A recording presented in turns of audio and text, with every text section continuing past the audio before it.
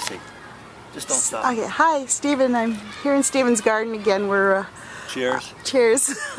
It's water, folks. Stephen, you have to tell me this. How did a plumber end up writing an amazing piece of English literature?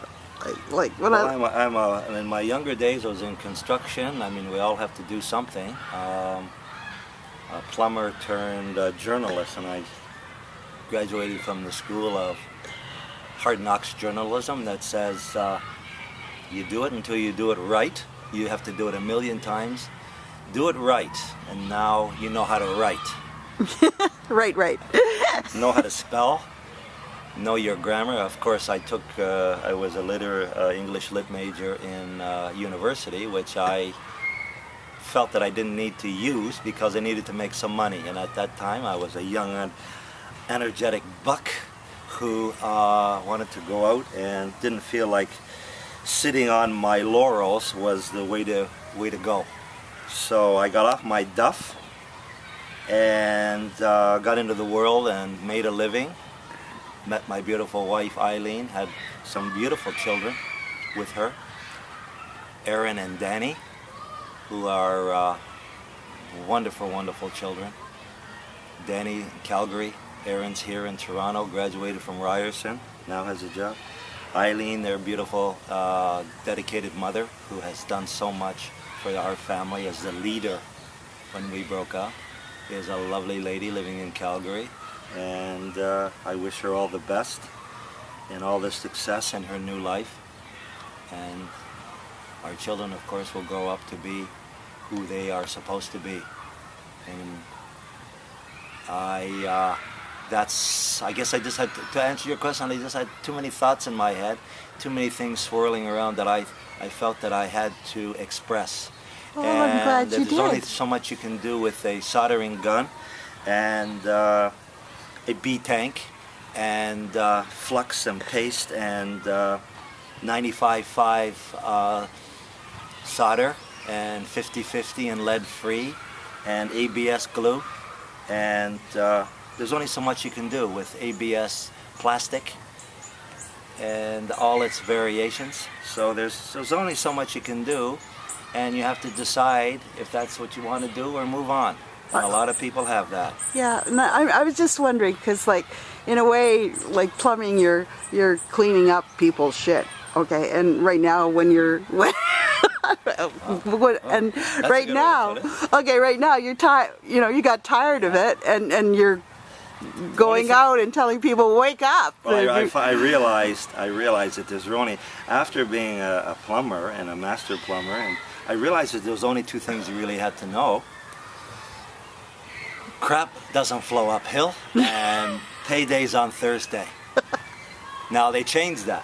It's paydays on Friday because in the construction business, all the construction workers, Thursday was the day you get paid. Unfortunately, what they found out was Thursday comes Thursday night, a construction worker who's worked pretty hard, who's got a lot of money, usually is not that motivated to come in on a Friday. I can see and that's that. That's why the union men and women only work half a day on Friday. Not because they deserve it, it's because most of them are so hungover that they can't stand up and they barely make it till noon, and they just, I gotta go now. So they've cut that idea now. So they've changed it. So payday is on Friday. You come Friday, then we pay you. You don't show, guess what? You don't get paid, which makes sense brilliant. to me. You pay for play. You pay for play. Okay, everyone's finding out now in the work world, you and me, no one's going to pay you just to get out of bed and just because you look good or you smell good or you sound good. Perform, we pay. Okay, and on that note, you did turn your life around. I don't think I answered the question, but I turned it around. You I turned made it into around. an essay as usual. Okay. Well, you look like somebody that just came off the set from 300. You're more. Say that. I say that to all the good-looking poets. Do I look like Gerald Butler? Aye, he's my favorite. He's from Glasgow too. Going run and run. Oh, Jerry. Don't call me Jerry, and I'll bop you on. My name is Gerald. Okay. Gerald Butler.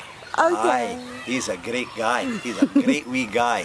Thank you, Gerald. But can he recite the Aeneid as like you can? Oh no, he can't do that. He's just a stupid actor. He's not stupid.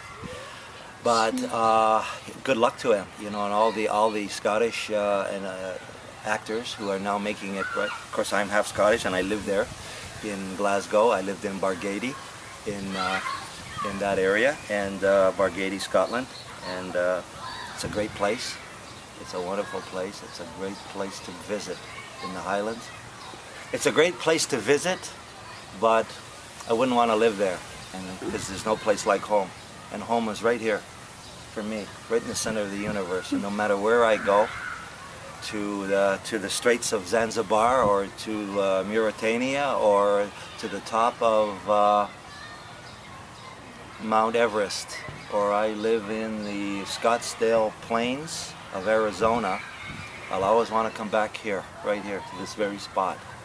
And if it were possible, legal, moral, or natural, I'd already have my place for internment, which sounds kind of morbid, but because I guess everybody would like to be, if they had a chance, be buried in their own backyard if the time came. But you know, there's no sense. You know, I'm looking ahead, I guess, maybe too far ahead. Too far ahead. But I mean, that's not going to happen. But who knows? You never know. Crazier things have happened. Talking about crazier things, here's something that I've heard recently on the poetic vein.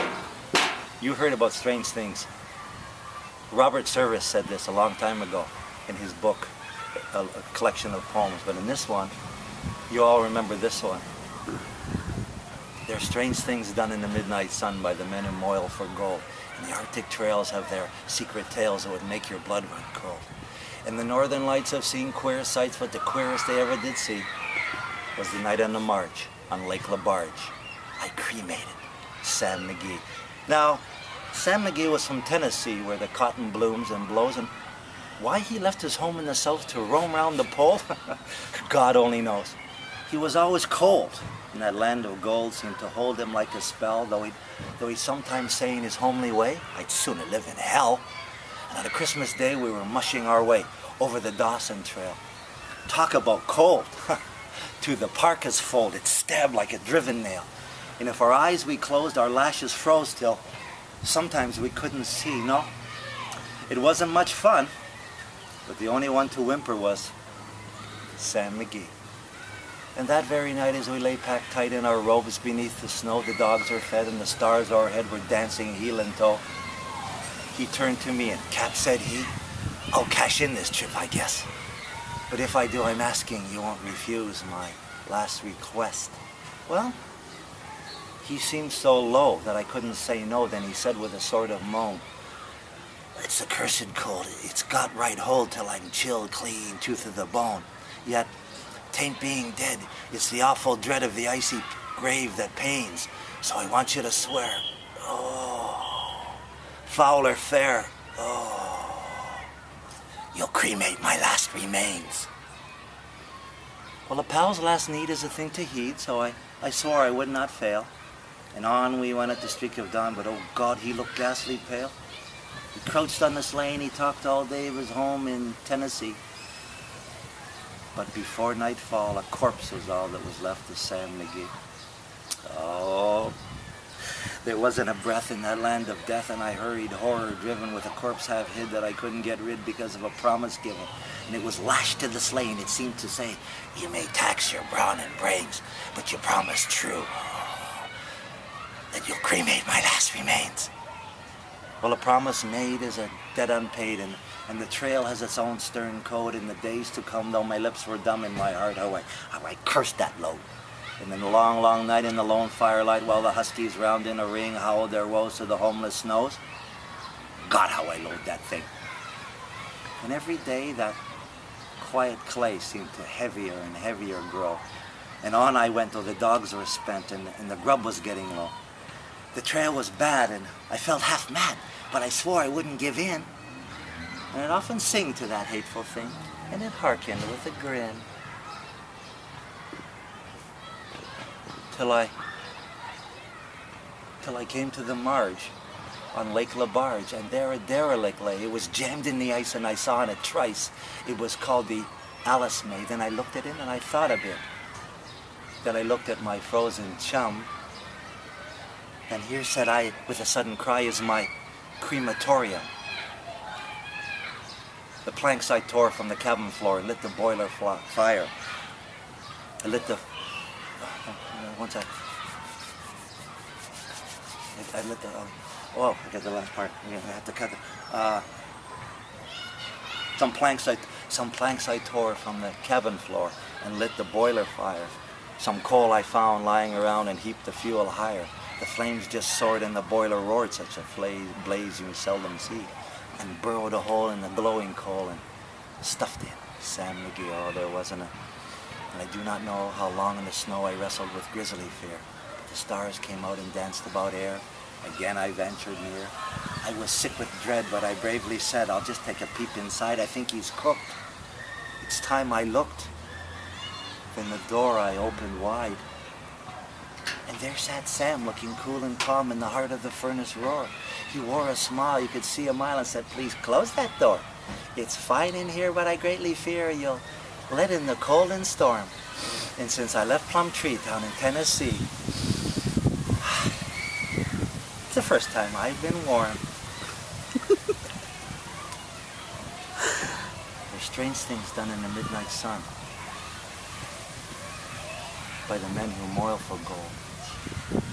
And the Arctic trails have their secret tales that would make your blood run cold. And the northern lights, no. I've seen queer sights, no. But the queerest they ever did see, was the night on the marge. No. On Lake LaBarge. When I cremated Sam Mcgee. That was brilliant, Stephen. Thank you very much.